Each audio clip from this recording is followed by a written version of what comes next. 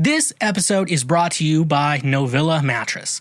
Back in 2013, I bought a used mattress that was in someone's guest room. Not my best decision, but I was in college. Now, in 2021, I realized that it is horribly uncomfortable and makes me sleep worse. I was searching around for a mattress, specifically one of those that came in a box that ships directly to you to cut out the middleman between the mattress store and you. Many of them, though, that come in the box mailed to you are still as expensive as one of those in the mattress store when you're supposed to cut out the middleman, but however, it's the same price. So that is where Novilla comes in. Meet their Bliss Organic Memory Foam Mattress. Perfect for those who want a cool, dry, undisturbed sleep throughout the night. Made with organic bamboo charcoal fiber, excellent motion isolation, cooling gel infused memory foam, fits all bed frames and reasonably priced between $179 and $369.99. Perfect for if you want an inexpensive mattress for you, your children, or even for your guest room. Using promo code Schweezy or the link in our description today, you can save 10% off any purchase through the Novilla directly. Again, that is 10% off using promo code Schweezy or the link in our description. And a reminder, when you use our promo codes and links, you directly support this show.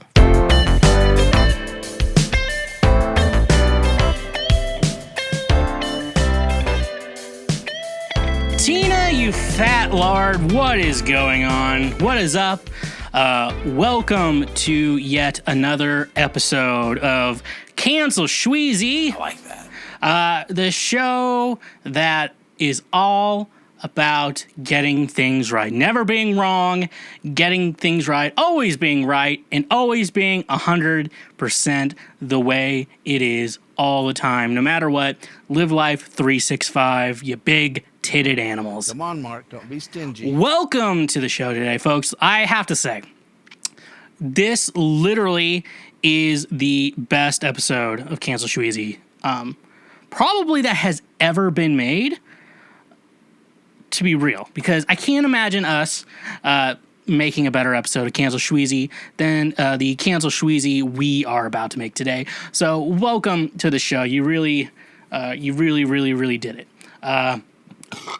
So we made it to June of 2021. Is this the middle month?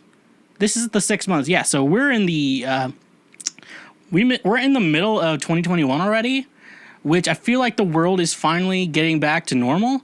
And first of all, and I really like that. So don't act like I'm not happy, but it's like it feels like I haven't done anything in a year and a half besides podcasting. Getting really good at Fortnite, like really good at Fortnite. Better than all my friends. And doing other things, which is reminding you that I haven't played a show in a while, but I still have music out there.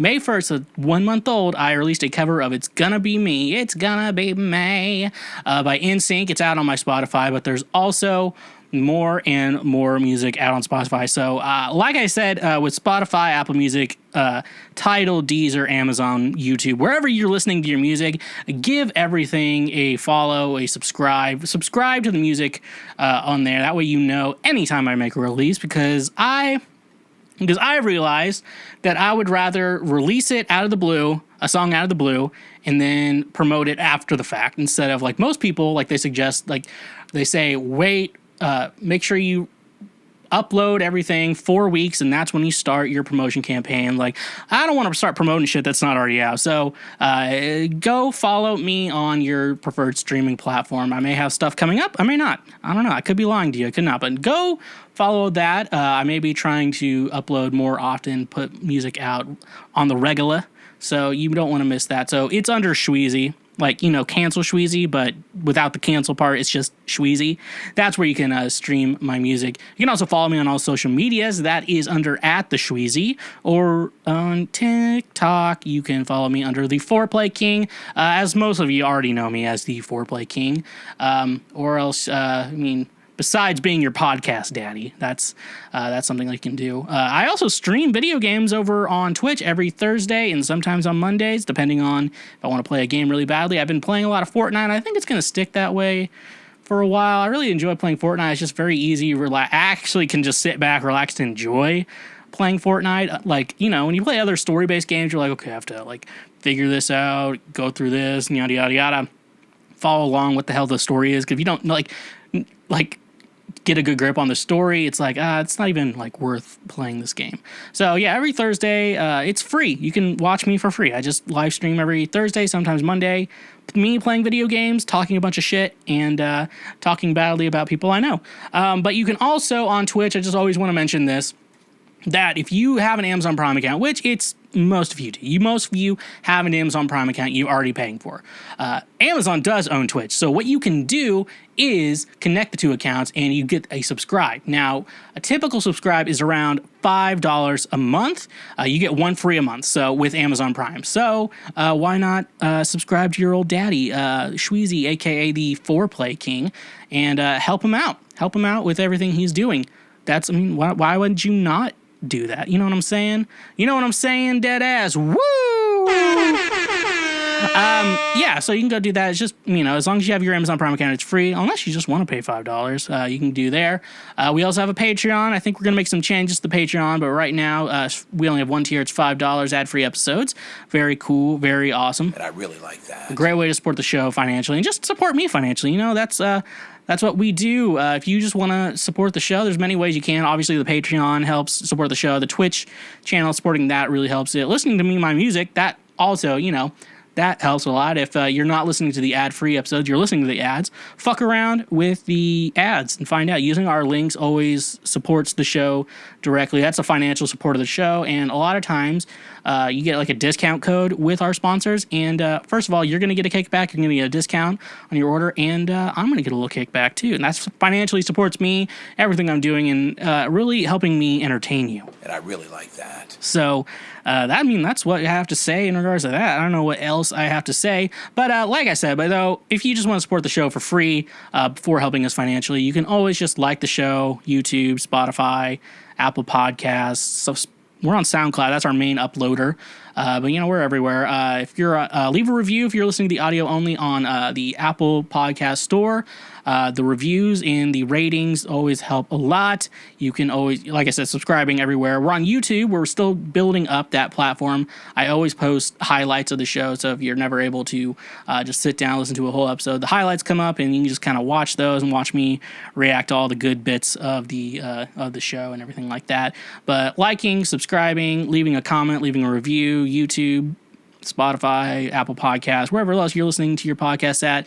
Just a great way to support the show and not spending money, and a great way to say thank you for being a friend. All right? And, more importantly, if you don't do any of the things I asked of you. Come on, Mark. Don't be stingy. You're being pretty stingy, so don't be fucking stingy. All right?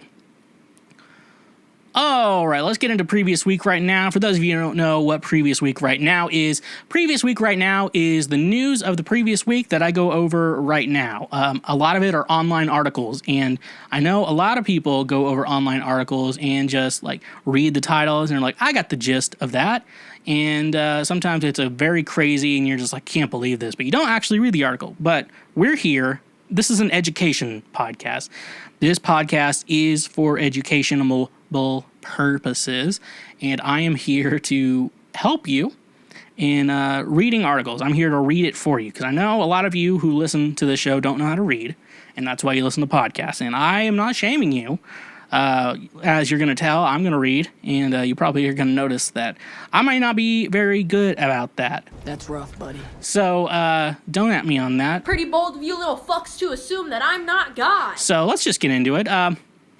First article is from CNN, and that basically local news for me. I'm in Nashville. For those of you who didn't know, I live in Nashville, Tennessee. Because I do music. That's why I live in Nashville, Tennessee. That's the main reason why. I'm not one of those guys. I just wanted to move to a hip city like Portland. Nah, I just live here for work-related things. Starting here. So this is local news for me. Demonstrators gather outside Nashville hat store that offered not vaccinated Yellow Star of David badges. This is straight from CNN. That's rough, buddy. And I think more importantly, before I start going into this, congratulations, you played yourself. To hatWRKS.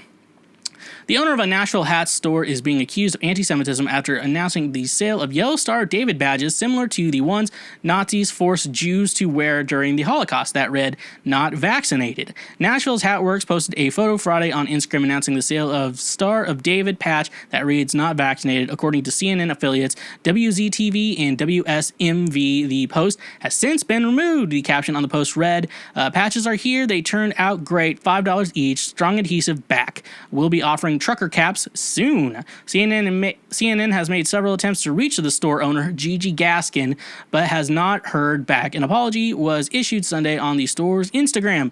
"In no way did I intend to trivialize the Star of David or disrespect what happened to millions of people. That is not who I am and what it stands for," read the apology. "My intent was not to exploit or make a profit. My hope was to share my genuine concern and fear and to do all that I can to make sure that nothing like that ever happens again. I sincerely apologize for any insensitivity." Jewish people in Europe were legally forced to wear badges as far back as the 13th century, according to the Holocaust Memorial Center. The Nazis resurrected this practice, which facilitated the Jews' separation from society and subsequent ghettoization, which ultimately led to the deportation and murder of 6 million Jews, the center's website says. After the post was removed, from another hatWRKS post from Friday said, "People are so outraged by my post, but are you outraged with the tyranny the world is experiencing? If you don't understand what is happening, that is on you, not me." Western apparel maker Stetson announced Saturday evening it was cutting ties with the store and at least 3 other hat makers. English hat brand Kangol, Tula Hats, and Gurin Bros have done the same. As a result of the offensive content and opinions shared by hatWRKS in Nashville, Stetson and our distribution partners will cease the sale of Stetson products, Stetson said on Twitter. Stetson announced its decision after tweeting it was investigating complaints. Along with our distribution partners, Stetson condemns anti-Semitism and discrimination of any kind, the company said. Kangol and it said it gave Gaskins the chance to change. However, her further post indicated to us that she is not sincere in her apology, nor has she removed offensive posts from her feed. Kangol said on Instagram, "We are permanently terminating hatWRKS Nashville as a customer of our brand effective immediately." The company said that while it respects freedom of speech, the use of the Star of David by our customers as a statement against vaccination was not just insensitive, but disrespectful and wrong. Gurin Brothers is horrified by the display and selling of the Jewish badge by hatWRKS. The company's Ben Gurin said on Instagram, "To make a mockery of the Holocaust in any form is unacceptable and completely insensitive." Gurin said, "We are looking at all options to fix and address the unfortunate circumstance." Tula Hats posted that it has asked to be removed from their website as a supplier, saying on Facebook, "Tula does not condone anti-Semitism or discrimination of any kind." The website for hatWRKS showed dozens of styles of Stetson hats for sale Monday and many listed at more than $200. There were also hats available on the site Monday by Kangol, Tula Hats, and Gurin Bros. Okay. So this is local news for me. So I obviously saw this through friends, and obviously I do this show, so I have to talk about it. So here's a thought I've had, because I've had a lot of time to actually digest this. I didn't read the article until now, so calm your tits. You're like, he's a poser. What I will say, here's the thought I have. I might just try to survey this from a lot of people, just try it for my own educational purpose. When I went to school in bumfuck Missouri, like middle of nowhere, Missouri. So just we're, very red area. The county is fourth place for most meth in Missouri. Which, if you didn't know, Missouri is probably the meth capital, and I think Tennessee's a good second. So I just live places where meth is popular. So you know what the type, basically. This is the type of guy you get. So we know who lives in this area. What I will say, though, is my education, I'll say my high school, middle school education probably was garbage. As if you listen to this show. But in regards to that, though, I understand how bad the Holocaust was. I understand how bad blackface is. And I bring up blackface. It's going to make sense when I bring this up. I understand that those are wrong. However, if I feel first, I know let's just go with blackface first. I feel that with blackface, every Halloween, we hear about a new person learning that blackface is wrong. And I don't get it. I feel like trying to dress up as another race, we should know that is wrong. Because sometimes it's making fun of a race, and you're demeaning a race, saying they're not a superior race. So we should know that. We should know that by now. And in high school, I took American history, and I think we did like a world history class too. And you learn about the Holocaust. You learn about it now, like how deep into details I went into on the Holocaust in my school. Well, I do know that there was a girl, her family likes to travel, and so she somehow was able to just like miss 2 weeks of school to go travel with her family, which somehow she got away with it. So the end justifies the memes, I guess. I don't know how to respond to that. She was just able to take 2 weeks off of school and be like, well, my family's going on vacation. And I'm like, okay, I don't know how that works out, but okay. Anyways, but she actually went to like Auschwitz, I think.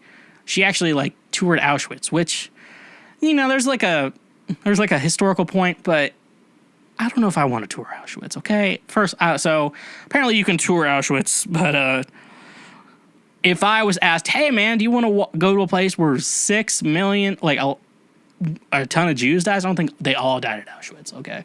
I know that at least. But yeah, first of all, I'd say no. But she actually went, and she toured it. She talked about like what she saw, like claw marks on the fucking shower doors, fucking messed up stuff. And like she was talking about that, and they were like, yeah, and so basically they suggest anyone after you view Auschwitz, because how fucking bummed out you are, that you go get like ice cream or something and try to cheer yourself up, because that shit will stick with you. Now, I say all this in regards to, were people just not properly educated on the Holocaust? Because I know there's Holocaust deniers, and the reason why they're deniers is because they fucking hate Jews. We all know that's the reason why they deny the Holocaust. It's because they hate Jews. So that's basically that. But people comparing their, it's definitely just it's a white people thing. Comparing your struggles as a white person to 1940s Germany is very, very off. I don't know how you compare. It's just, I think that is white privilege. I don't know if I'm allowed to talk about white privilege because I am white. And I do have the white privilege. Now, I'm saying white privilege to have is pretty great, and I would love to start a campaign for white privilege for all, but that sounds like I'm high when I say that. So apparently I'm not supposed to say that anymore. But what is everyone's education on Holocaust, Auschwitz? Like, just this it's definitely white privilege, because like you're never going to understand the struggle of Germany in the 1940s, being Jewish in the 1940s. You're never going to understand that struggle. Being white and American, you're never going to fully understand what it's like to be a black man in America. You're never going to know what it's like to be a black man getting pulled over by the police. As a white person, you're never going to understand that. And the fact that you want to consider your idea of like being persecuted as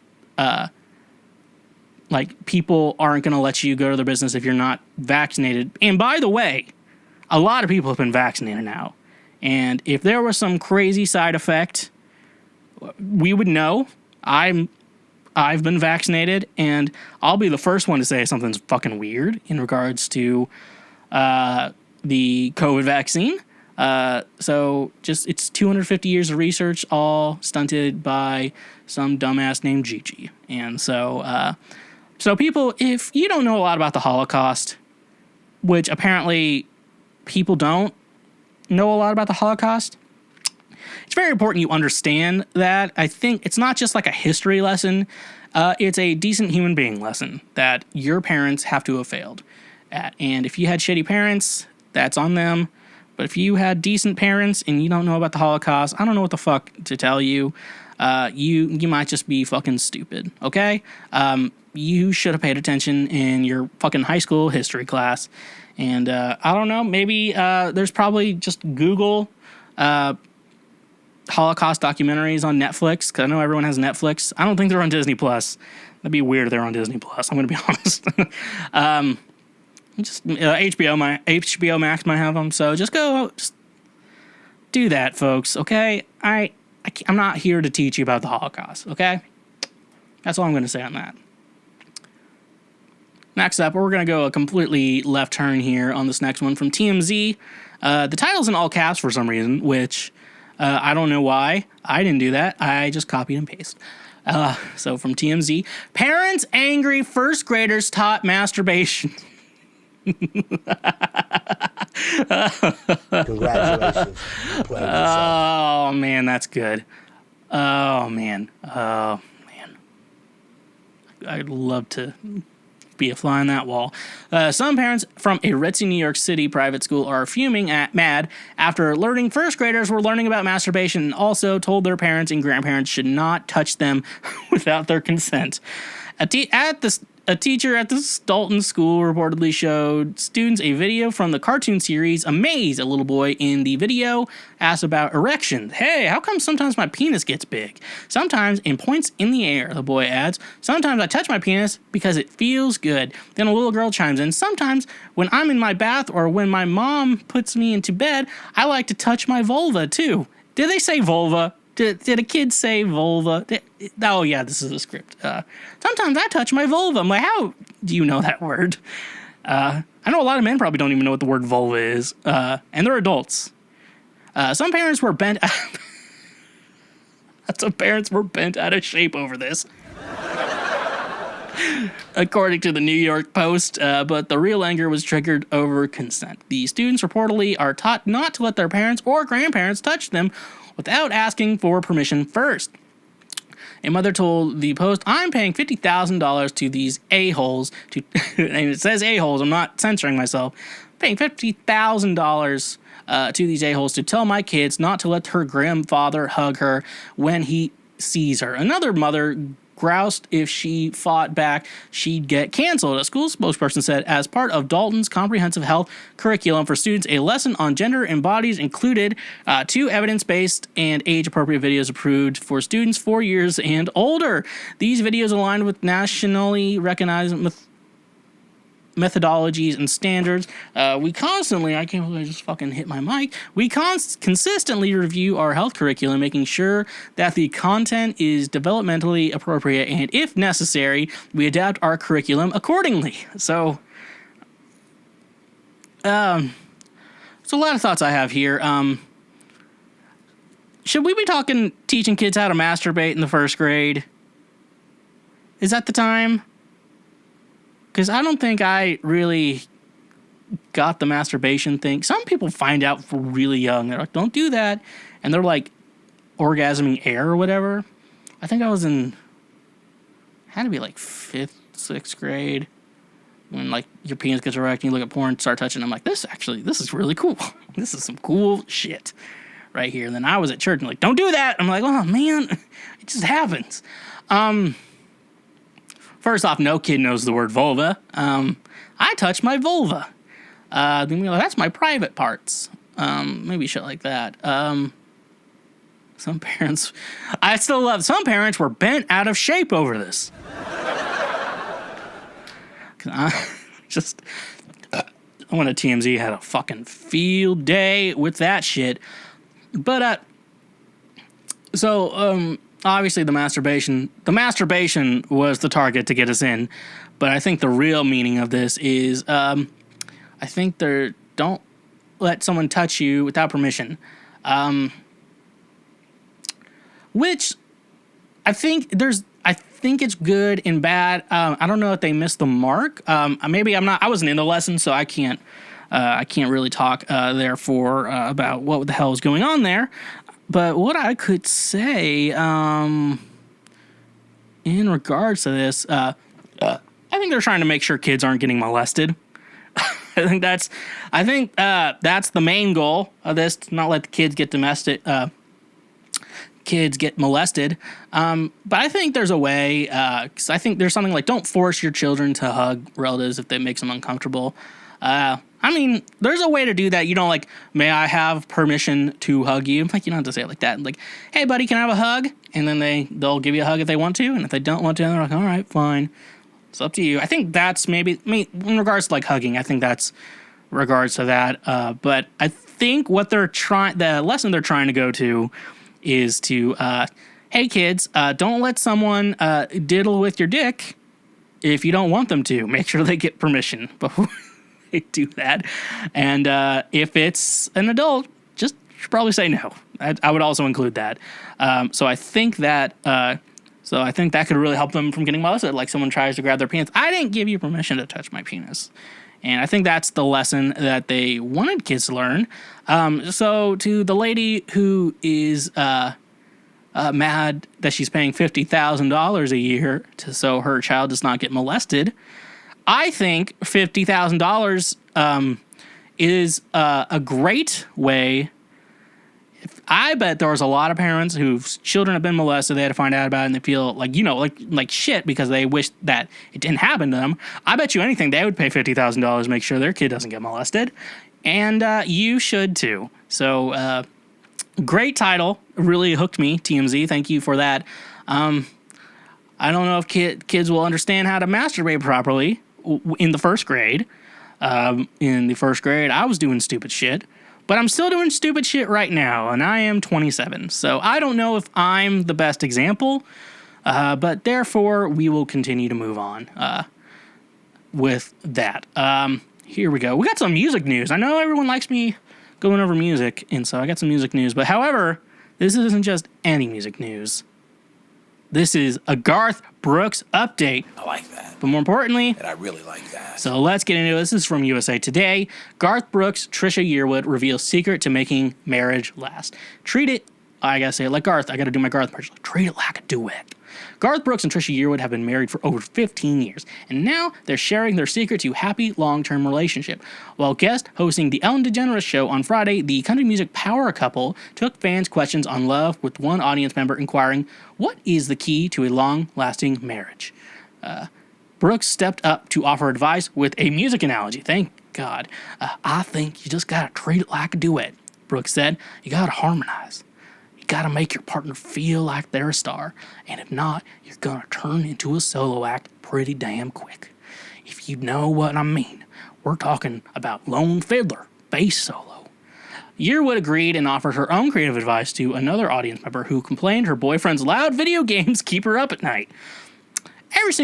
Every significant other has at least one annoying habit, even if you are in the perfect relationship, and you have to find a creative way to deal with it, Yearwood said, adding that Brooks has a whistling habit that drives me crazy. He actually told me to stop telling him not to whistle because it takes away his joy, she added.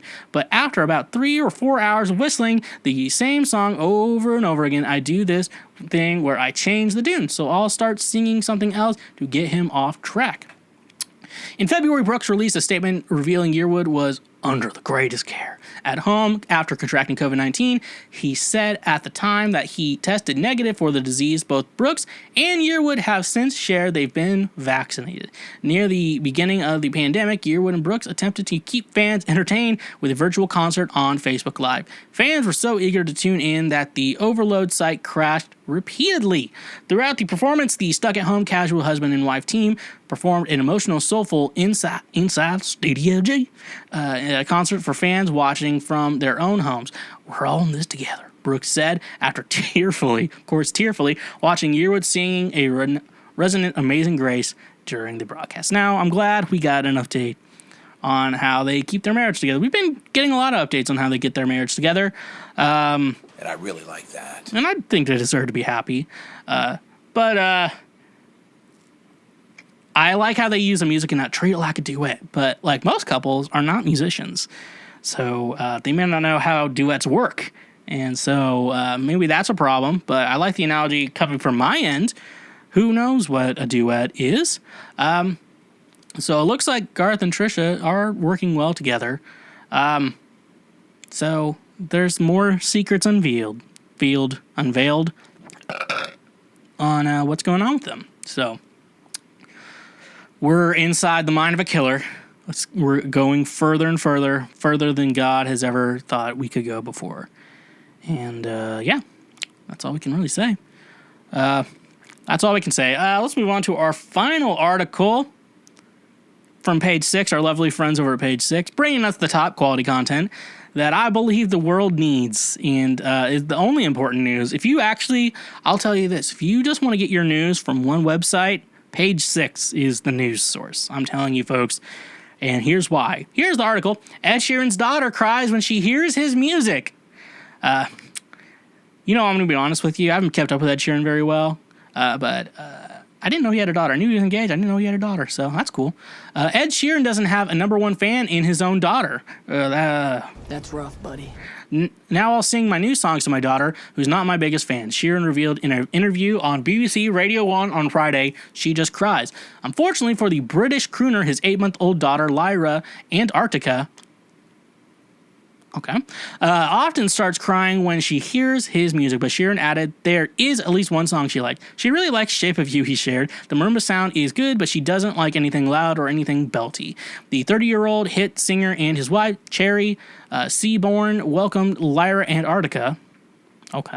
In September 2020, Sheeran made the exciting announcement on Instagram. Hello, a quick message from me, and I have some personal news that I wanted to share with you. Last week, with the help of an amazing delivery team, Cherry gave birth to a beautiful and healthy daughter.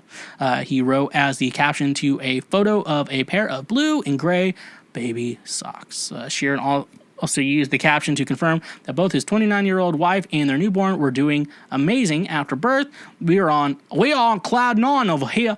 He wrote, this is like the worst British impression I've ever heard. Though the proud father has yet to share any personal photos of his daughter on social media, the family of 3 were spotted together in the rain back in March. Lyra hatWRKS was kept safely covered up from inside her stroller with just her 2 little feet waving hello. Sheeran kept his girls covered by holding a large umbrella both over them. Great. I'm glad for him. So, if y'all want to talk about my favorite, Ed Sheeran's first album plus fantastic album, just perfect album. Then he did Divide. No, not Divide. Multiply. That one was really good, but there's like a fame element to people sometimes. When you get too famous, like in your, like a songwriter, like your songwriting just starts to suck the more famous you get. There's like a struggle, and like with Plus, there was like a struggle with Ed Sheeran that was just great. And then he released The Divide, where he's just like a famous songwriter, and Shape of You and a bunch of other stuff, which I like the album too much, but there's just, I think some magic of Ed Sheeran is going away in regards to that. I still think he's a great artist and everything, so, I'm not bragging to him, but I don't know with his songwriting. If this is just a songwriting thing, I like people when they're struggling and have something sad in their life, and then they write about it. That's This is the type of guy you get. So with that, anyways, with Shape of You, it's really funny because I think I saw something. It's like sometimes I'm worried that I'll play Ed Sheeran in my car, and then I'll die in a car crash, and then they see that I died, and the last thing I was listening to was Ed Sheeran, and then at my funeral they play Shape of You. I think that would be really funny. I'll be like, God damn it, they're playing fucking Shape of You at my wedding. But no, I do think it's funny, just like his daughter does not like his own music, which, like, I don't know, I feel like Dave Grohl's kids probably don't like Foo Fighters. I can't imagine, like, if your dad's in the band, like, you like your dad's music. It's just a weird thing. It's like, he's just your dad. He's no one else but your dad. But I'm happy for them to have a baby together. Paparazzi are probably trying to get a picture of the baby. Just leave them alone. Let them post photos of their baby. I think that's the best thing to do, because it's like, you don't want to just be posting your child all over the internet, but when you're taking I think, there's some people that are like, I don't want to put photos of my child on social media. Fine, I'm fine with that. And there's some people who overshare, which is not fine. I think not over that. I like people when, like, add photos, like, like very nice photos that one day, you look back, see your kid posting that, your kid will be fine with it. It's like, oh, look at that photo of me. It's like, good, just natural photo like that. But so Ed, I know you're played the new stuff for your child. Have you played the first album, she might like the first album. And also, I don't want to hear your child's middle name ever again. First of all, first name's fine. Second, middle name is weird. And but nevertheless, you persisted. So thank you. Thank you, one and all, I guess. Video games can be expensive. Most start at $60 with new consoles such as the PlayStation 5 and the Xbox Series X. New games are even starting at $70. There's some games you're going to keep forever, which for me are Super Smash Bros. Ultimate and Zelda Breath of the Wild. Most games out there you're only going to play once and then never pick up again. I know I bought some games that are now just collecting dust on a shelf in my home. That's where Gamefly comes in perfect. Gamefly literally is the best video game rental service out there. You can keep the games as long as you want, and when you're done with them, just send them back, and they'll send you the next one on your queue. And if you end up loving the game, best thing you can do is buy it at the best use price possible through Gamefly. Using our link in the description, get your first 2 months of Gamefly for only $10. So start playing new games using the link in our description. And remember, when you use our links, you directly support this show. When you're trying to lose some extra pounds or staying healthy, you understand how big of a deal working out is. Now, getting the most out of your workout is important to not only me, but many others out there. Are you wanting to gain muscle, lose weight, or even gain some energy to get the most out of your workout?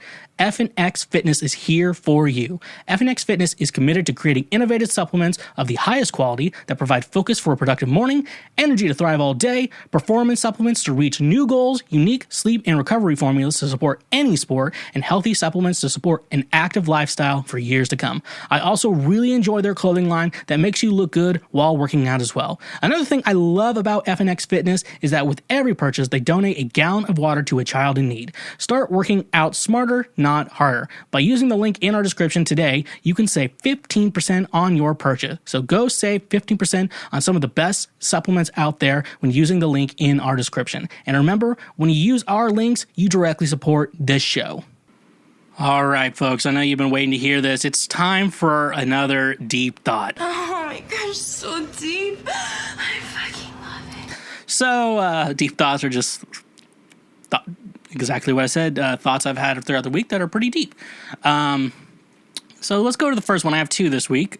Two deep thoughts. Oh my gosh, so deep. I fucking love it. So the first one, did you ever think about when you play Fuck, Marry, Kill, you get to fuck all three choices? Now, for those of you who don't know what fucking Marry, Kill is, my God. Hashtag pray for Micah. Fuck, Marry, Kill is a game where I give you three people, or three fictional characters sometimes. I've done it, I like to play this game, so you get to fuck one, you get to marry another person, and get to kill someone. So I did this with, I do this with Josh a lot. I try it with Micah, and he forgets every single time. So I'm just going to look through my Fuck, Marry, Kill.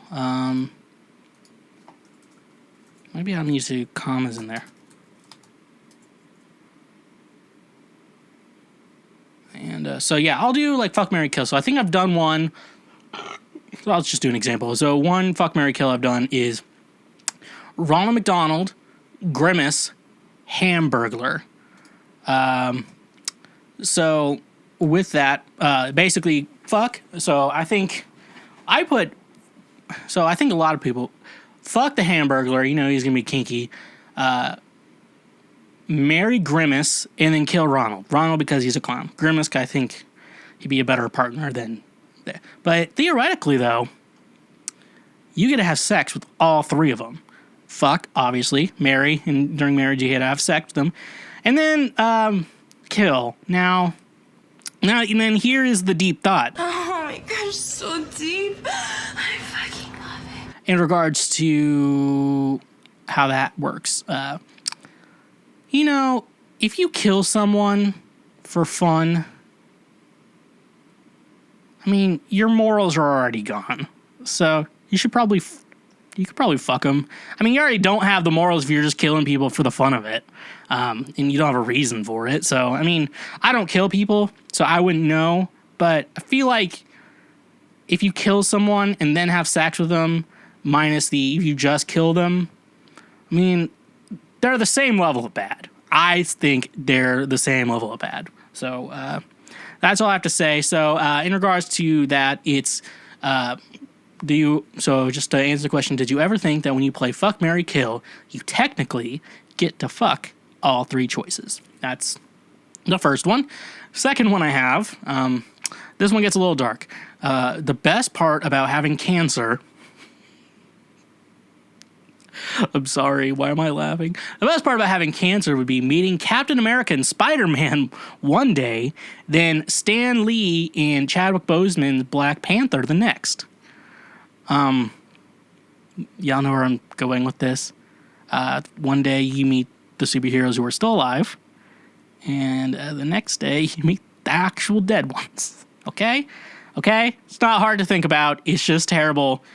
Funny to some, and not funny to others. So that's all I have to say on this week's Deep Thoughts. Oh my gosh, so deep. I fucking love it. So now I bet you're wondering, Schweezy, what have you been watching on the television this week? And I know you didn't ask, but I'm about to tell you. So first program I watched was the 685-pound teen. So follows a kid named Justin. He weighs 685 pounds at his first weigh-in with his weight loss doctor. So he could have weighed more, could have weighed less. But when he weighs in with the doctor, he weighs 685 pounds. Now, there's a thought here. Why would you give him his own special on TLC when they already have a show called My 600 Pound Life? Now, a couple possibilities that I have not researched. I bet it could be an easy Google search, but it sounds like not my problem. Sounds like your problem. It could have been before the show was made. And it's weird with the My 600 Pound Life how they're continuing to make episodes. We have a weight problem in America, okay? I think it's just mental illness that in addiction type shit. But we're not here to bum you out. I'm here to make you laugh. And he's from Amarillo, Texas. Now, my friend's wife, and she is also my friend, FYI. Just wanted to point that out, but I knew him first, so therefore he gets the plug. She is from Amarillo, so I'm assuming they're best friends, even though she was not on the documentary. So a kid named Justin. He's in high school. And he's actually, so basically 685 pounds, but they also make this effort to know that he's actually a pretty good singer. Like, he sings at church. He has, like, a dream of singing on Broadway. And, like, he has a good voice. For, like, a teenager, like, his voice is pretty good. Like, he keeps working and practicing and keeps trying to learn, goes to school. I think he would need to go to school to just kind of, like, work on some chops with a very, very good doctor. A doctor in... vocal performance. He could be really good. Yeah, he'd be really good. So basically, though, like, he's able to move, but like he's only able to like stand for one song at a time. So not very good. And he obviously realized, and it's very easy to realize that if you're 685 pounds, you probably won't be able to do Broadway. One, it's in New York City. You don't know what those buildings are like. They're probably not as good as you want them to be. Second, though, yeah, if you can only stand for one song at a time and you get winded and hard to walk, it's not going to work out for you, bud. And especially on Broadway, like, that's the thing about it, though. He would need to be able to move very much because a lot of times they have to dance and shit like that. But I don't know I know, like, when I was in college and I was doing the pit for our musicals, like, they were all dancing and shit. So, there's that. You went to the weight loss doctor, and one thing I know on My 600 Pound Life, they're like, you have to lose so many pounds before we can approve you for weight loss surgery, and I guess they have to lose fat around their liver. I don't know fully why, but it's not just on My 600 Pound Life. If you ever get gastric bypass surgery... Pray for Micah. Then you would need to actually, you would just have to start losing weight. Usually on My 600 Pound Life, they're like 30 to 50 pounds, maybe over 2 months, you have to lose 60 pounds. But Justin, they're like, you gotta lose 100 pounds in a month. And he's like, okay. And then he actually works on it and diets. The funny thing about the dieting, though, is that I think there's like one scene his mom's just making garbage for herself and her sister. Like, they're not like super skinny, but like they're functioning fat. kind of like Hashtag pray for Micah. so with that so like, and then he just shames them. He's like, I can't believe you'd bring that food around me while I'm trying to lose weight. And he's like, and I'm like, I mean, he has a point, but also like his sister just got all like work. She's like working hard. Also, his sister and his mom are both like trying to support him as well. He's like really fat. So once he does that, he can actually start driving and shit. And then she's eating like Whataburger in front of him. They're in Texas, FYI. In case you didn't know that, Amarillo, Texas. They're in Texas.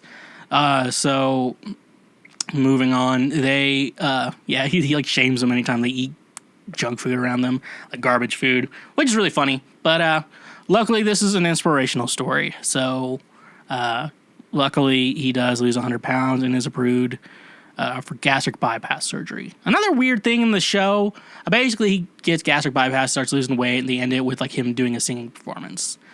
He's able to stand for more than 3.5 minutes, the length of an average song. And then also, here's the weird part of it. So there's this LA producer in the show who keeps going back and forth with them on everything. And the LA producer wants to work with Justin on the show. Now, I'm a Nashville producer.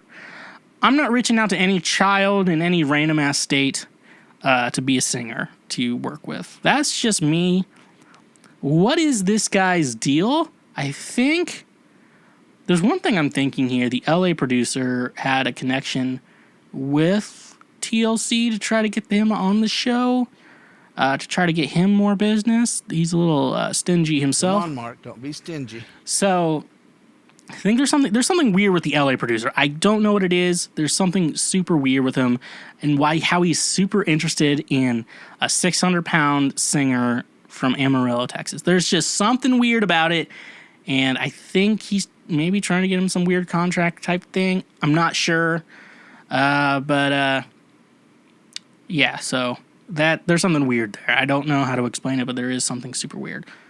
So, and then there's also this big. Now, I studied voice in college, and so I know a thing or two about that. I know the larynx. It's everything vibrates, and how you don't want to fuck everything up.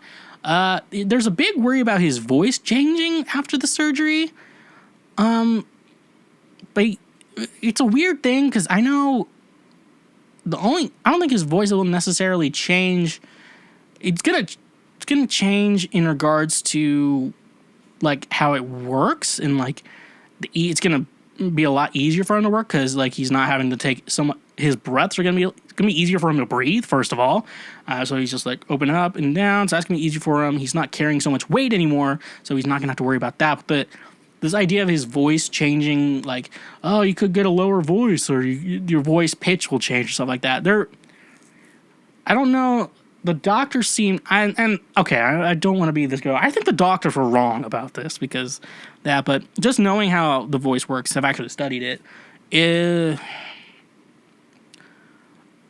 The way it would change would not ruin his singing voice, but would actually make it better. Now, I think Justin, I want to say he's like 16, 17 in the show. That being said, though, the male voice, I believe, if I'm right, the male voice, and I know gender people, shut the fuck up. I know what you're going to say, so shut the fuck up. I'm talking about this. The male voice will stop changing, I think, around 35. That's when, so it'll change as much as it wants to until 35 unless you physically do something to it, or like you scream too much, you smoke, you abuse your everything and shit like that. So it'll continue to change until you're 35. The way his voice would change would be for the better. I used to be pretty fat, then lost it, then I gained some back, and now I'm losing it again. With that, I do notice when I'm like trying to slim down and eating a little bit better, and I'm having a little less weight on my body, that I do sing a lot better because I feel like the breath support's good. I can hit higher notes because you have to breathe a little bit more to get that shit going. Stuff like that. So, in regards to the voice, the way they described it in the show is weird. I think they were trying to explain it in a better way. Yeah, your voice could change after the surgery. Yeah, it could change, but like the fact that you're a good singer at 600 pounds means when you hit 300 pounds, you're going to be a better singer because your body, it's going to take less work for your body to actually produce sound. That makes sense. Some of you probably know a lot about voice and probably hated the way I described that, but some of you don't. But no, I am right when I said that. I am 100% right from what I am saying in regards to the voice. So that was the 685-pound teen. It's on Discovery Plus if you want to watch that for yourself. Very, very great, wholesome episode, because I usually stay away from the wholesome ones, I think is a little bit of a problem with me, because you kind of, when I watch 600-Pound Life, like when it's an inspiration, it's like, yeah, it's cool, good for them, but you kind of I want to watch the ones where they fail and they're terrible people, which is like awful. It's like, I want you to be so fat that you die, which is bad for me, but I think that's what TLC wants, and TLC, there's something wrong with those people on TLC. Because, like, when they do, like, 90 Day Fiancé, where they go visit them in the other country, they're like, I had to save up my money. I don't have a lot of money to be spending on this. I'm like, shouldn't TLC be paying for your fucking plane ticket? We're giving them content, and they're ruining your relationship. So, TLC is pretty bad, but also, I'm going to watch a lot of the shit you make. FYI. Next up, I want to talk about this. So, your boy finally got HBO Max, which was great. I realized I could just get it with my cable. I can just get a decent thing going there. Also want to say here, I had to help Mama Schweg and Papa Schweg, help them sign in on their Roku Smart TV. And it took way too long. Now, it didn't help. I accidentally gave them the wrong password at first, but I think that was a 30-minute. I think we talked afterwards, but it took too long to help them get that set up on their TV. And I know some of you know the pain. That's rough, buddy. So you don't know what's going on. So I watched the Friends reunion, so I have to talk about my thoughts on that. So I initially thought it was going to be like they're going to make a new episode with it, but no, it's just them catching up and talking about the show. So I'm not like, Friends isn't like one of my favorite shows by any means, but I wanted to watch the reunion, obviously, because I've seen all the episodes, back when it was on Netflix, back in my day when it was on Netflix, and I like the concept of the show, like life when your friends are your family, and then like the show ends when they all have like their own families of their own, and that's when they move on and they're just friends. Like the show title, and then they're just friends. Which is funny. So that's but yeah, I was hoping it'd be an actual episode, not like an episode of Friends, not just like, hey, let's all catch up. Oh, the monkey was the worst. Marcel was the worst, and shit like that. I was hoping it'd be an actual episode. And I also know James Corden hosted the Friends reunion, and I know that we're not supposed to like him for some reason. Someone said they don't like him, and apparently other people agreed, and apparently I'm not supposed to like him for some fucking reason. But I don't have a problem with him, and I think the problem is that we both look alike, and so that's not helping either of us. So I hope y'all think James Corden is handsome. So that's the way it is. So... But yeah, no, I do think James Corden is very handsome. So that's all I have to say on James Corden. So if you don't like James Corden, just realize he kind of looks like me, and that should make everything feel better. I like that. So let's go with how everyone aged. I did want to talk about that a little bit. The women have all aged really well, and let's thank plastic surgery, Botox. They all look great, all fuckable. I would fuck Rachel. I'm just going to go with the show name, Rachel, and I was going to say Chandler. Well, I would fuck Chandler, no, Phoebe and Monica. But I think, I'm more of like, I guess we all have to pick out the woman you like in the Friends. I was always a Monica guy. I don't know, something about her. It's just, I think that's just the thing. I know most people are into Rachel, but I'd say I was a Monica guy.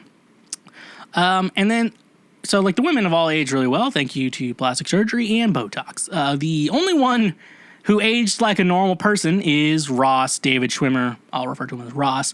He's the only one who looks like, was it 17? Went off the air in 2004. It's like, 17 years since Friends went off the air. I look like a person who has aged 17 years since the age I was 17 years ago. So he looks like he aged normally. And then Joey and Chandler did not age well. They're just like, get a little plump. The Botox is there, but it didn't help anything else. I think the guy who plays Chandler, he got like, was on a lot of drugs and had some problems. I think people were making fun of his like stuttering problem. I didn't notice it. Or I guess I don't notice stuttering problems. I don't know, but he apparently had it, and there was like a reasoning why or something with that. I didn't read the article. I just saw the title. It was like, here's the reason why Chandler was struggling to talk during the reunion, and shit like that. So like, yeah, so that was the thing, and then they do all these fun ass shit, you know, like little sketch, and they do table reads, like a ton of different random table reads. So they do a table read. It's like that scene, I think it was like season 1 or 2 or something like that, where like Rachel and Ross get into like a big fight at the coffee shop. She locks the door, and Ross tries to get in and shit like that. They're like, I love you, and it's raining and shit like that. Blah, blah, blah. Happy couples. Shut the fuck up. But during the table read, though, one thing I observed, which I know all the men observed, the straight ones, not the gay ones. The gay ones did not notice it. Jennifer Aniston was still not wearing a bra. Now, she was very famous in the show for not wearing a bra. I would say most of us noticed. I always noticed. You always notice when a bunch of nipples just poke through a shirt. And that's how you got men to watch TV shows in the 90s. And that's how I guess we're watching it now. She's still not wearing a bra, which I'm not complaining. And that's always one thing. It's like, women are always expected to wear a bra. I wish I just didn't have to wear a bra. You don't. Unless your boobs cause problems where you need to. Don't. I am perfectly fine with seeing you without a bra on, ladies. Feel free to go braless all the time. Because you know what? I don't care. And sometimes I like that shit. Now, sometimes I know they sag and shit, and that could be annoying. So if you need to wear a bra, just, wear a bra. I don't want to judge anyone. Wear a bra, don't wear a bra. I don't care. I'm into either. So, yeah, that's the way it is. And I really like that. So, and then last they did, like a fashion show of all the big fashion moments. They had, Cara Delevingne on the show.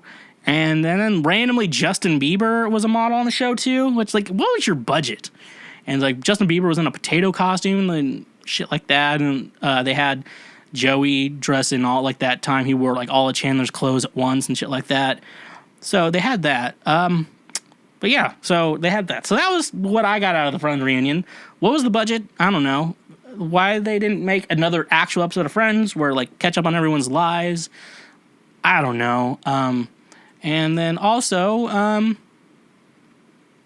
why is Jennifer Aniston not wearing a bra? And if also, actually, no, I don't care why she doesn't. Just keep doing that shit. That's cool. I think that's all I have to say on the Friends reunion. I think it was fun. If you were into if you ever watched Friends and enjoyed watching an episode, watch it. It's a fun catch up and mustard. Last thing I want to talk about is Mare of Easttown. Now, I want to make sure I don't go too much into this because I don't want to spoil it for anyone who's actually interested in watching it. This is also on HBO Max, but it's a really good short miniseries. But I have problems with it, like always. So let's get into it. First thing, I want to read the description on Wikipedia so I can explain it properly to at least normal people. So here's the description from Wikipedia, cited my source. In the suburbs of Philadelphia, a detective named Mare Sheehan, Kate Winslet, investigates the recent murder of a teenage mother while trying to keep her own life from falling apart. Mare is a local hero, having been the star of a high school basketball championship game 25 years ago. She has also been unable to solve the case of another missing young girl for a year, leading many in the community to doubt her detective skills. Her personal troubles include a divorce, a son lost to suicide, and an ex-heroin addict. Ex-daughter-in-law battling with custody of Mare's grandson.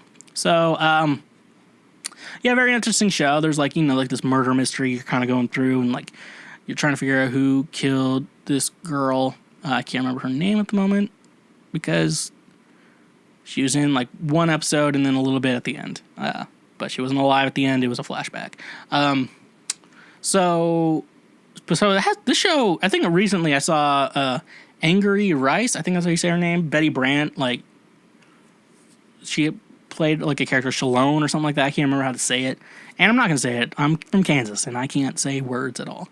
And then he had Evan Peters, Quicksilver, which I know they had the Ralph Boner joke in WandaVision, but however, I believe that he is Quicksilver still, because everyone in like the Hex in WandaVision, that headshot would be the character that Quicksilver would have played, Ralph Boner, and that would be his name in the Hex. It wouldn't be his name in when the Hex is gone. Everyone had different names and lives and shit like that. So that's the thing though. He was Ralph Boner in the Hex type thing. So still the real one. The multiverse is still there.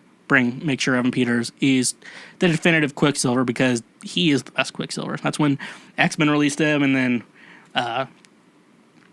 MCU did their own, and it's like, oh, that one's the bad Quicksilver, and this is the good Quicksilver. And then you also have Guy Pearce's Aldrich Killian in there as a love interest, just randomly. But yeah. So if you're into the MCU actors, a lot of them are in this. At least 3 of them. So, initially going into the show, I'm like, Mare of Easttown. That's a unique name. What is a mare? Like, you don't know what a mare is and shit like that. So I'm like, maybe I'll learn what a mare is when I watch the show. The main character's name is Mare, and she is a detective and lives in a town called Easttown. Mare of Easttown. So I was kind of disappointed in that. I thought the title of the show would have a little bit more cool meaning of it, but I guess it doesn't. And then there's a scene in there where Mare gets put on administratively by the chief of police of the town. And I realized then when watching the show that this is a fictional story because a police officer holding another police officer accountable. I don't want to tell why because that's a spoiler in the show. As I itch my nose for the millionth time. But it's a fictional story, and police being held accountable in a story. That's fictional. That would never happen in real life. That only happens in the movies. So that's something. And you basically I learned from the bio, so this is not a spoiler. Mare's son is dead, and in the 5th episode, she watches like some home videos of when he was a kid, and he's like, "It's my birthday! It's my birthday! What day is it? August 14th." I'm like, "That's my birthday." The name of a kid who died to suicide. And we share the same birthday. Now, did the writers of the show know this? No, they couldn't have. However, am I going to say they did?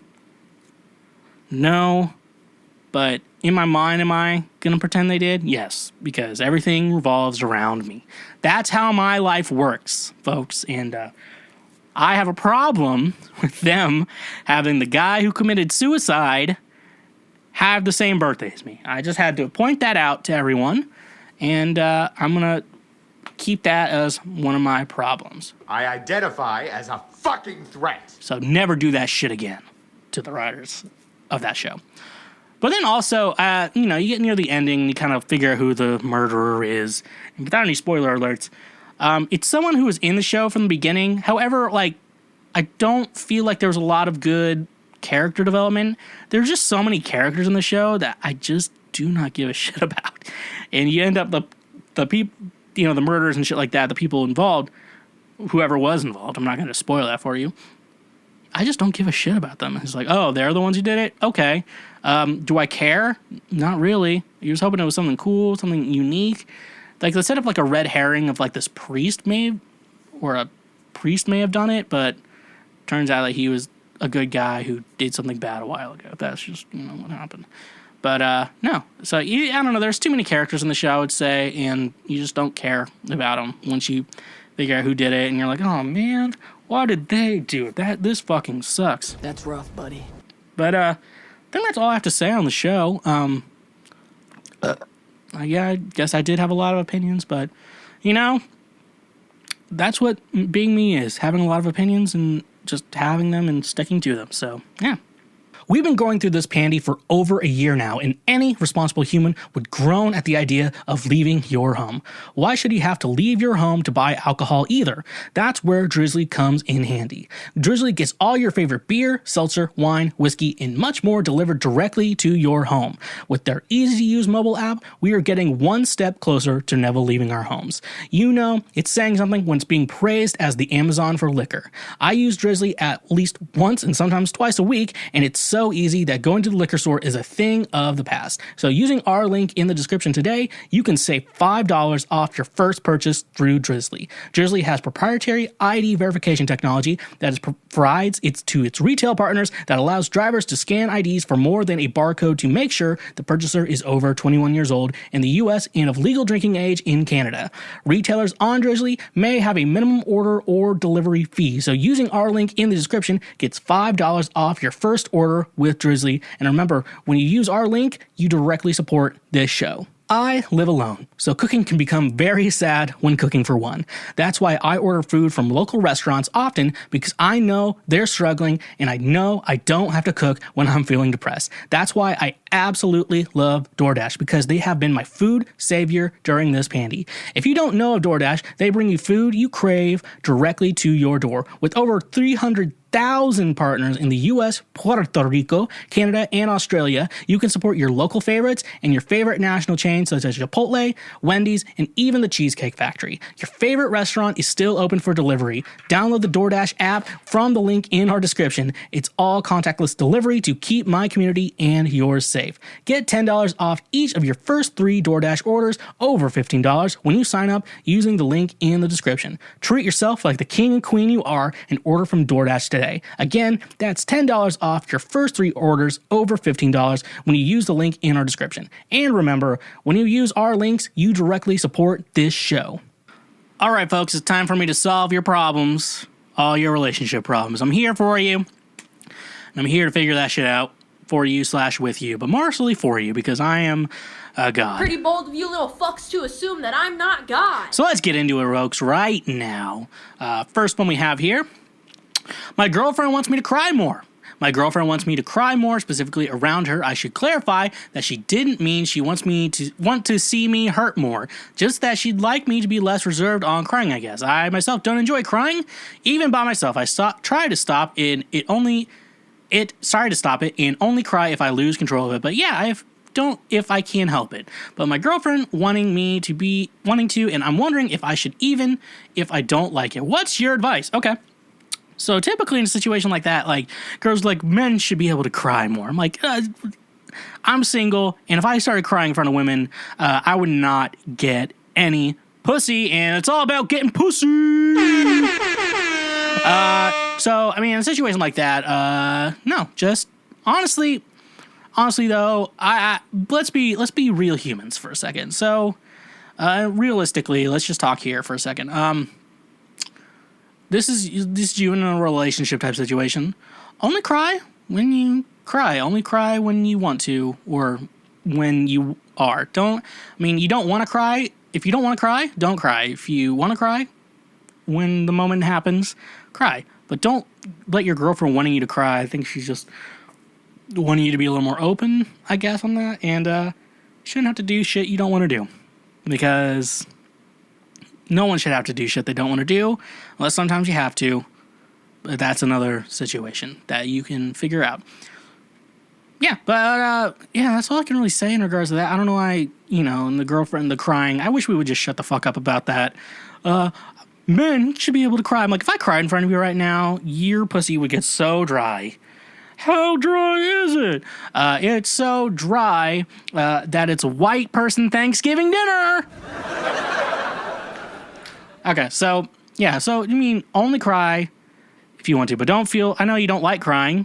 A lot of people don't like crying, but if you want to get a good cry on, get a good cry on. Just be you. Just do you. Don't let anyone control how you fucking live your life, my friend, okay? That's all I'm going to have to say for you. Next one, I have heard from a mutual friend that my boyfriend is planning to propose, but I've been hiding a lot of my college life from him. I and my boyfriend knew each other since childhood. We were next door neighbors, and I can even say that we're best friends in the last few years of high school as well, but we moved out during my freshman year after my father passed away. We reconnected again after I got a job in my hometown after I had made a drastic change in my life 3.5 years ago and have been dating for the last 2.5 years. My father's passing affected everyone in the family, but I kind of went off the rail for nearly 5 years, drug use, and a very promiscuous lifestyle. Thankfully, after I graduated from my college, I was able to get clean again and had a year-long break from dating and one-night stands, which allowed me to rediscover myself. I started working as a nurse in my hometown and reconnected with some of my old friends who stayed there, as well as my high school best friend and my current boyfriend. My boyfriend knows from social media that I had a bit of a party life, but doesn't know the extent of it, and I always try to avoid talking about my college years. I want to say that I wanted to avoid our mutual attraction at first, knowing him and his preference, but I was too weak to resist it. These last 2.5 years have been the happiest I've ever been after my father's passing, but now for the last week I've been struggling with this issue. I love my boyfriend I love my boyfriend, and I want him to propose to someone he knows and he accepts fully rather than someone who hides her past from him, and I also dread his reaction and possible rejection. After I made that drastic change in my life, I envisioned that I'd be able to completely ignore and bury that part of my life and create a new life for myself, but the love and respect I have for him prevents me to be happy while holding my past from my boyfriend.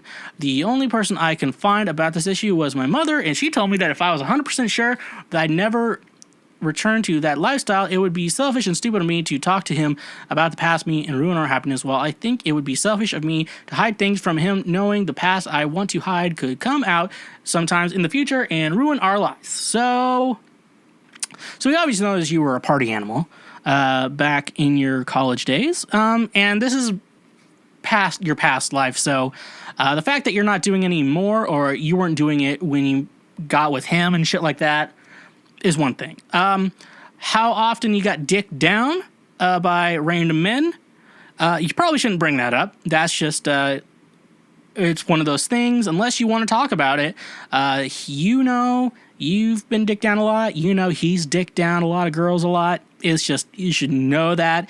And if it makes you uncomfortable thinking about that, don't bring it up, because that's not a problem. Unless there's like an STD or any sexual thing involved, weird random ass thing, like maybe you were raped or shit like that.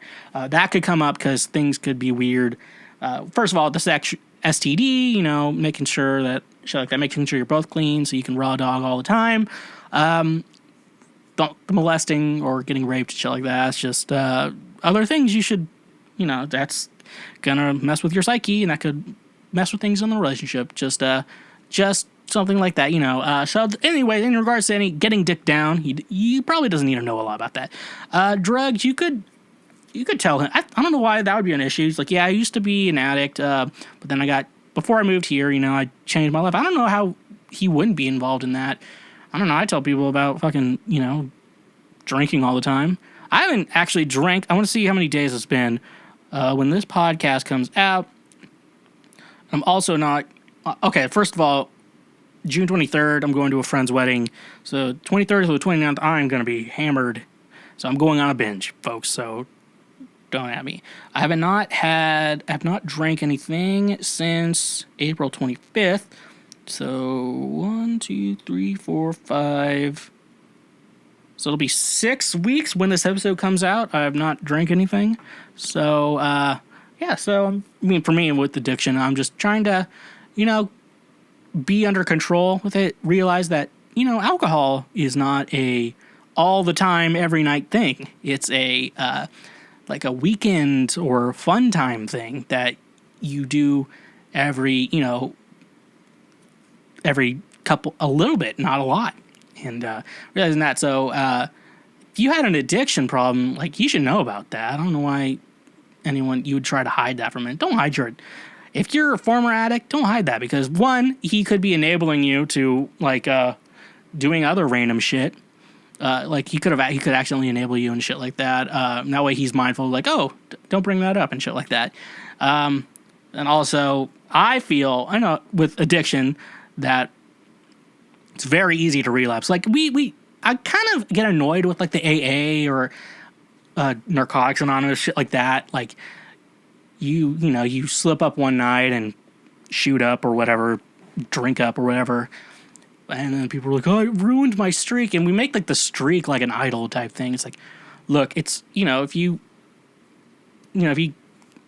get high or whatever one night, and then the next day you're like, I'm not doing that again, and you continue to discipline yourself and not do that again, I don't think that, I mean, that's not necessarily a bad thing. Like, you want to stay sober all the time, but, like, you're going to slip up. And as long as you discipline yourself and get back on the horse or whatever the proper term is, like, it's fine, you know? I can't imagine, like, when you're an addict, like, it's not like your addiction goes away. It's just there and you just don't partake in it. That's just all an addiction is. So, I don't know why, you should be ashamed of that. Like, you're not dipping your toes back into the cocaine. Why am I... It literally only itches when I do this. I think this is like the only time of the week I talk a lot.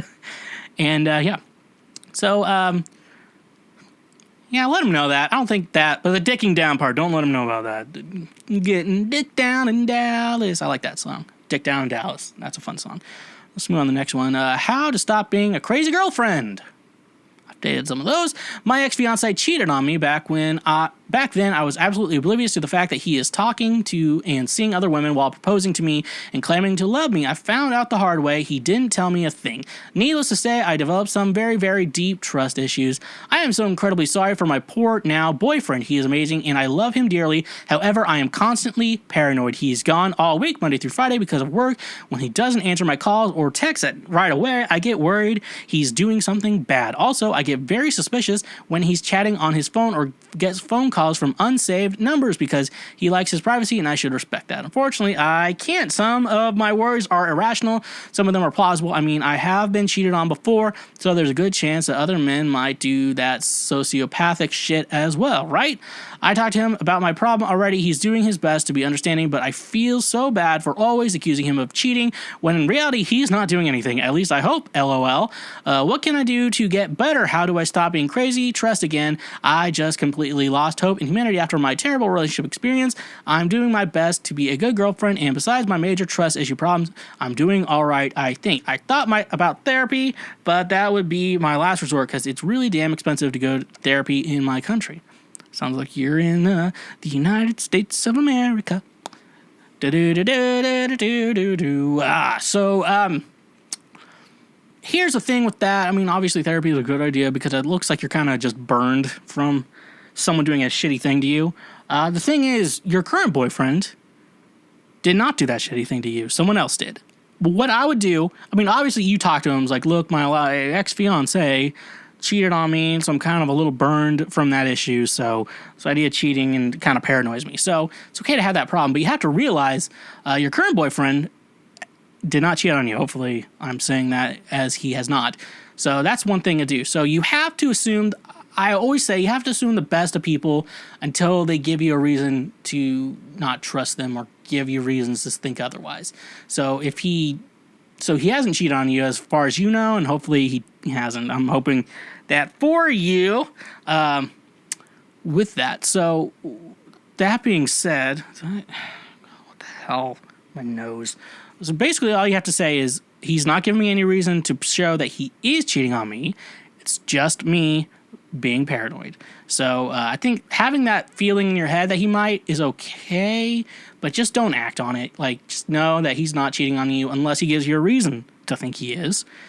That's when you act on it. But it doesn't sound like he is.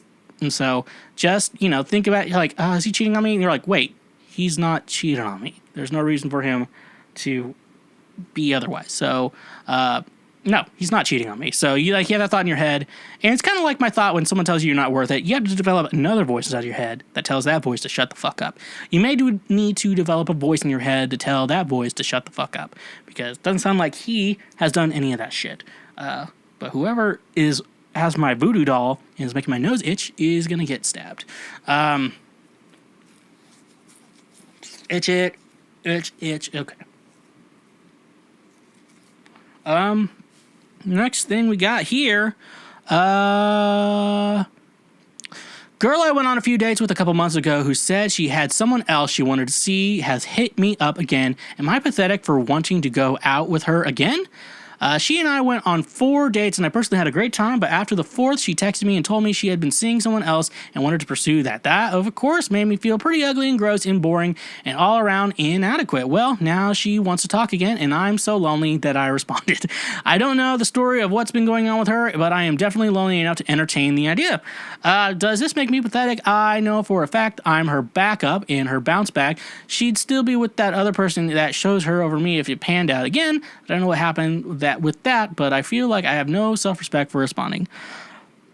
I mean, okay, so first of all, buddy, if she's treating you like the second option, she's treating you like the second option regardless of if it worked out or not. You're still the second option in her mind. And someone who treats you like that is full of shit. So one thing I really think you could do, this is the right thing you should do. You should tell her to fuck off. Be gone, fuck! But, however, you're talking to me, so I'm going to give you another idea. Now, you said you're lonely. You have to realize going into this that she is not a relationship type. She is treating you like a second option, which is not how a relationship should work. You should not be treating people like second options. We treat people like internet deals these days.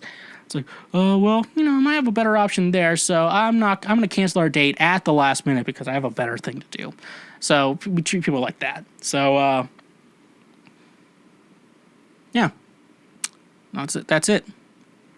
I think though, actually, this is a good idea. So say you make plans with someone, you're going to meet somewhere, and like someone does cancel at the very last minute. Obviously, see it and don't go to the place or shit like that. But pretend like you never got the message, and then that will treat them badly. It's like, this is why you don't cancel at the last minute. Shit like that. So yeah, man. Best thing you can do, I would say. If you want to just not feel lonely for a while, hang out with her, but don't get in a relationship with her. She's not a good person. She is a pretty shitty person. So get some sex and then tell her, be gone, fuck! So that's what I'll tell you there. This next one's pretty rough. That's rough, buddy. My partner called my child annoying. So a bit of context, I met my partner 3 years ago, and we always had a pretty good relationship. We fight from time to time, but it's relatively healthy conflict, I think. Both of us had daughters from previous relationships when we got together and have always been relatively close to each other's children. I'm teaching my stepdaughter how to cook, for example, and my partner and daughter spend a lot of time together. Recently, my daughter's been going through a bit of a difficult stage, having been diagnosed with autism and type 1 diabetes in quite quick succession. Kansas mouth. I was getting ready for bed last night and bemoaning how hard a time my daughter was having. I'd had to help her through a diabetic issue and lead to an autistic meltdown, and how it couldn't be happening to a nicer child. My partner reached over and started consoling me, but she also said, she is quite annoying though. I asked her what she meant, and she immediately tried to play it off, saying it was nothing, and then got incredibly defensive when I tried to push the issue, so I dropped it. I'm just very sad and confused. I thought we were doing quite well as a family unit, and then this happened. I thought it's not too nasty a comment, but I also know she would have hit the roof if I had said something about that with her stepdaughter, so I'm a little sad, a little annoyed, and a little confused. She is going through a bit of a rough time with the pandemic, but none of that is my daughter's fault. I'm obviously not going to walk out on her over this, but should I tell her she hurt my feelings? Yeah, you probably should tell her you hurt your feelings. See, I go for the theory of, and this is the thing with any man dating, if the person you're dating has a child, they're part of the package. That's how it is. It's not like, maybe we'll get rid of the child. No, the child is part of the package. And if you date her, if you're dating this woman, this big-titted animal, the child comes with you. And so if you don't like the child, don't be in the relationship. That's my worry. And most people is like, I want a kid. Kids are weird. I don't want to be with someone who I don't like the kid. If you don't like the kid, don't be in the relationship. That's just final. With the comment, you could say your child, well, it was kind of annoying. It was kind of annoying, but you can't say the child is annoying, unless you kind of mean it in a loving way. So there's a way, you might have to talk through it, the comment, but I'm going to make a guess that they did not mean it as in, I hate your goddamn fucking child. I think it means, the child kind of annoying, and it's kind of annoying, or something like that. I think it was just probably not communicated correctly. And yeah, that's all I can really say. It's the best thing I can say. I think they're probably figuring that shit out. It looks like we're almost done here. This one's kind of interesting. I'm kind of interested in this. My boyfriend got a login text from Plenty of Fish. He said it wasn't him. Thoughts?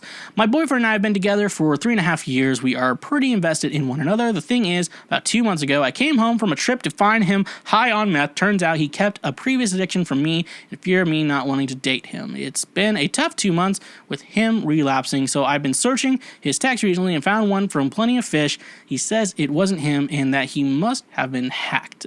Before this, I never would have thought he would cheat and trust was an issue, but now I have no idea. I have never done the online dating thing, so I have no idea. Thoughts? Okay.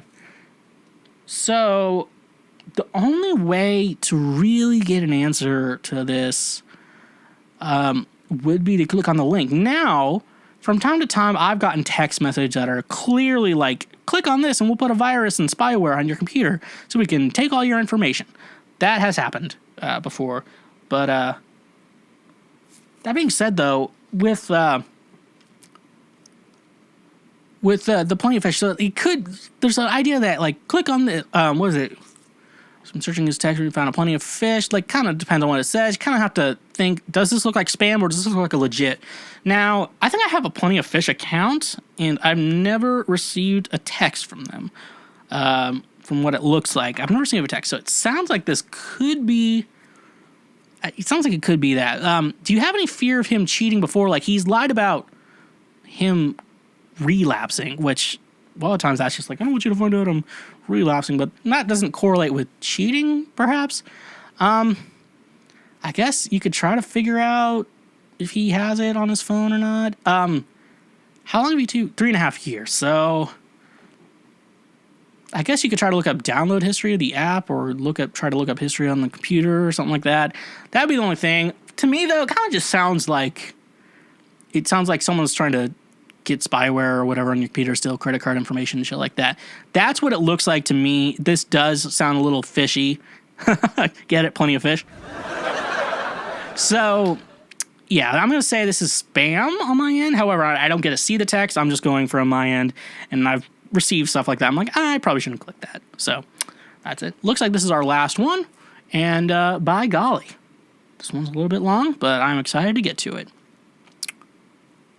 Girlfriend is always hot and cold. We dated for a year and lived together, and she used always think, I think she meant to used to always think that I was texting other women behind her back, which I wasn't. And one day she caught me on the phone with a female friend from work, completely platonic, and exploded in a rage, dumped me, blocked my number, and didn't talk to me for a month. During this first year, she talks to her male co-workers, went out a day trip with one of them and his daughter, and even snuck around and met up with her ex. Completely hypocritical. We say we love each other and we do fun things together, but it's never enough. We are basically best friends, and I do anything for her, but she has the crazy expectations of me, and it's basically like she can dump me at any time. One day it's, OMG, I love you so much, baby, you mean the world to me. The next day she doesn't want to talk to me because she's not in a good mood, doesn't trust me, and isn't happy. Breaks up with me again. Fast forward to this year, I'm making over 6 figures now, and she used to complain how I was never doing enough for myself, while the whole time I was trying to find ways to build a career right in front of her face, but she never seemed to care. Now that I'm doing better, I take her out on dates, go to fun places, paying for things, try to see her more, just put in more effort in general. Now her problem is, don't let making more money turn you ugly. We're both good looking people, so I'm not insecure she's gonna leave me for some hunk, but it seems like it's always what I'm doing wrong and she's using it to control me, never on what I do right. I've become an alcoholic over the last 2 years. I drink a pint or more of vodka at home after work at night. We don't live together, but she hates this and wants me to stop. She's not wrong because, yeah, it's a problem. She goes out with her friends every week and socially drinks like it's no big deal because she doesn't have a problem, and it's so unattractive that I do. So I took it upon myself to do medical detox and outpatient rehab to get clean from the booze. After telling her this, she calls me saying she loves me so much and she's so happy that me, so proud of me, the decision. Since the last week I did this, I'm lucky to get one text from her. She leaves me on read and doesn't try to check in on me or have a conversation with me. Now that I'm finally doing the thing she's been wanting me to do, she ghosts me and posts pictures of her out hanging with her friends by the pool and shit, acting like I don't exist. What the fuck? What kind of behavior is this? It's like one day she cares and one day she could give a fuck less if I died in a car crash.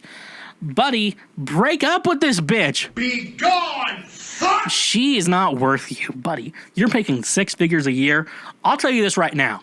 For I would say to get, if you're a good-looking woman, you can get any guy you want. That's just who you are. Just really good-looking, get any guy you want. For men, you don't have to be, you could be really good-looking and it doesn't matter as much. If you're making a lot of money as a man, you can get any woman you want. That is true. Except for that one you see in the Hallmark movies. Those are different, apparently. But in real life, nope, she's going to stay with the rich guy. So if you're making 6 figures a year, you do not need her. You can have any other woman you want, and you should break up with her now and get her out of your life because you don't deserve her. So break up with her. Break up with her. Yeah. Break up. Be gone, fuck! She does not deserve you, and you're making 6 figures a year. You don't need her. You can get anyone you want. It doesn't matter. That's all I have to say. And it doesn't sound like she is mentally good for you either. She's not good for anyone. She has to realize how stupid she is before she's going to be able to be happy in life. Doesn't sound like she's doing it. You're too good for her. And I just want to say that if she says she can't live without you, just tell her then die, because that's how it is. Be gone, fuck! So I think that's all I have to say. You're making 6 figures a year. You don't deserve her. So, yeah. That's the way when you want it the most. There's no easy way out when you're ready to go and your heart's left in doubt. Don't give up on yourself. Love comes to those who believe it, and that's the way it is. So, my fellow Schwokelords, Daddy is done for the day. Thank you for listening to this episode of Cancel Schweezy. If you have any questions, comments, or concerns for me, hit me up on all social media at the Schweezy or the Foreplay King on TikTok. You can also email the schwegcast@gmail.com for further inquiries, questions, comments, concerns. Send me everything you want. I would love to read it. And like I said, check me out on all social medias at the Schweezy and at the Foreplay King on TikTok. Check my music out on Spotify, Apple Music, Tidal, Deezer, Amazon, YouTube. Check me out anywhere there. Like, subscribe, leave a comment, leave a review everywhere too. Check me out on Twitch Thursdays always, sometimes on Mondays. And check out the show on Patreon, where you can help support the show financially. And I really like that. So, that's how we're ending the show today, folks. Honk if you love butt drugs, and stay awesome.